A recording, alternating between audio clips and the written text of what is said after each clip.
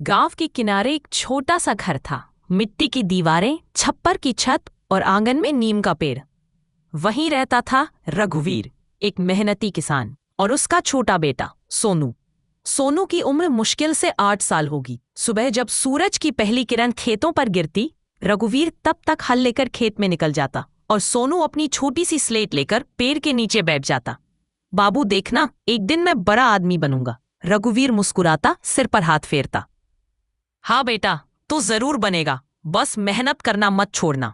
सोनू के लिए उसका बाप ही उसकी दुनिया था। खेत में हल चलाना हो या नहर से पानी लाना, वह हर जगह रघुवीर के पीछे पीछे रहता। रघुवीर जब थक कर पेड़ के नीचे बैठता तो सोनू दौड़कर पानी लाता, कहता, लो बाबू, थोड़ा आराम कर लो। रघुवीर हंसता, तू तो मेरा छोटा साथी है, बिना तेरे काम अधूरा लगता है। दिन बीतते गए, सोनू बड़ा होने लगा। रघुवीर का सपना था कि उसका बेटा पढ़ लिख कर कुछ बड़ा करे, वह जो खुद नहीं कर पाया। सोनू अब शहर के कॉलेज में पढ़ता था। गांव से दूर, नई दुनिया में नए लोग, नए सपने। रघुवीर हर महीने पैसे भेजता, खुद खेत में और ज्यादा मेहनत करता। कभी पुराने कपड़े पहन लेता, कभी पेट आधा भरता, लेकिन बेटे की फीस कभी देर नहीं होती। एक दिन गांव में किसी ने रघुवीर से कहा, अब तो तेरा बेटा शहर में बड़ा आदमी बन गया होगा, तुझे तो बुलाता नहीं। रघुवीर मुस्कुराया, अरे बेटा, अगर उड़ान भर रहा है तो बाप को खुशी होती है, कबूतर उड़ जाए तो आसमान को क्या दुख होता है। सोनू अब नौकरी पर लग गया था। बड़ा ऑफिस, बड़ी गाड़ी और व्यस्त जिंदगी। रघुवीर हर शाम नीम के पेड़ के नीचे बैठता, गांव के रास्ते को निहारता। शायद आज सोनू आएगा, पर महीने गुजर गए, सोनू नहीं आया। कभी कभी फोन आता, हाँ बाबू, काम बहुत है, अगली छुट्टी में जरूर आऊंगा। रघुवीर हर बार वही जवाब देता, ठीक है बेटा, अपनी सेहत का ध्यान रखना।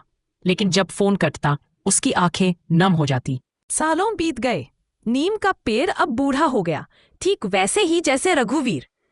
एक दिन गांव के पोस्टमैन ने कहा, चाचा, तुम्हारा बेटा तो अब बहुत बड़ा आदमी बन गया, टीवी में देखा उसे।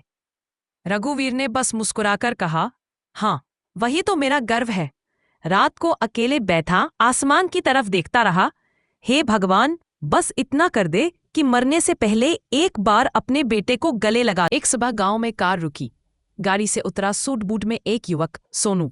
लोग बोले, देखो, रघुवीर का बेटा आया है। सोनू घर पहुंचा, देखा बाप चारपाई पर लेटा था, बहुत कमजोर हो चुका था। उसने धीरे से बाप का हाथ पकड़ा, बाबू, मैं आ गया। रघुवीर ने आंखें खोली, चेहरे पर मुस्कान आई, मैं जानता था तू जरूर आएगा। देख, नीम का पेड़ तेरा इंतजार कर रहा था।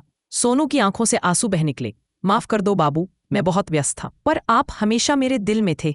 रघुवीर ने कांपते हुए हाथ से बेटे के गाल को छुआ, बेटा, बाप का प्यार तो छाव जैसा होता है, जब तू धूप में थक जाए बस लौट आना। कुछ ही पलों बाद रघुवीर की सांसें थम गईं। नीम के पत्ते धीरे धीरे झर रहे थे, मानो हवा भी रो रही थी। रघुवीर के जाने के बाद सोनू ने वही खेत संभाला। हर सुबह वह नीम के पेड़ के नीचे बैठता, जैसे बाप बैठा करता था। एक दिन उसके छोटे बेटे ने आकर पूछा, पापा, ये नीम का पेड़ इतना खास क्यों है? सोनू ने मुस्कुराते हुए कहा, बेटा, यहाँ तेरे दादू बैठते थे, और यही पेड़ मुझे सिखाता है कि बाप का साया कभी खत्म नहीं होता। बाप का प्यार शब्दों में नहीं, कर्मों में दिखता है। वह चुप रहता है, पर हर खामोशी के पीछे सिर्फ अपने बेटे की खुशी की दुआ होती है।